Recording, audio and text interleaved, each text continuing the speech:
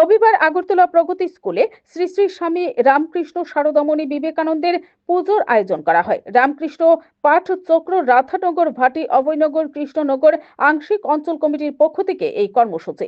ধর্মীয় এই কর্মসূচিকে কেন্দ্র করে ব্যাপক উদ্দীপনা পরিলক্ষিত হয়। Bureau report, BTV Tripura news.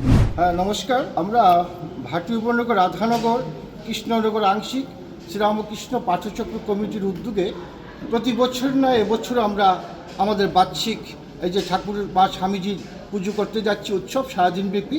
তো এটা আমাদের এই অঞ্চলে একটা আমাদের প্রতি বছরে আমরা তা করে থাকি এবং সারা বছর আমরা বিভিন্ন বাড়িতে বা বিভিন্ন এলাকায় আমরা পাঠচক্র করে থাকি। তারই অঙ্গ হিসাবে বাৎসরিক যে অনুষ্ঠান আমরা আজ প্রগতি বিদ্যানিকেতনে করছি। তো আমাদের সকাল থেকেই হোমযজ্ঞ পূজা পাঠ, সকাল থেকে মঙ্গল আরতি ভোগারতি সব কিছু হয়েছে এবং আমাদের আজকে সার্বিক পূজার দায়িত্ব নিয়েছেন আমাদের শারদেশ্বরী মঠের আমাদের মহারাজ শ্রী সুমানন্দ মহারাজজি। গত বছর উনি এসেছিলেন, এবছর উনি এসছেন এবং সারাদিনের যা আমাদের পূজা যজ্ঞ পাঠ যা কিছু আছে হোম তার সমস্ত দায়িত্ব আমরা ওনার উপর অর্পণ করেছি।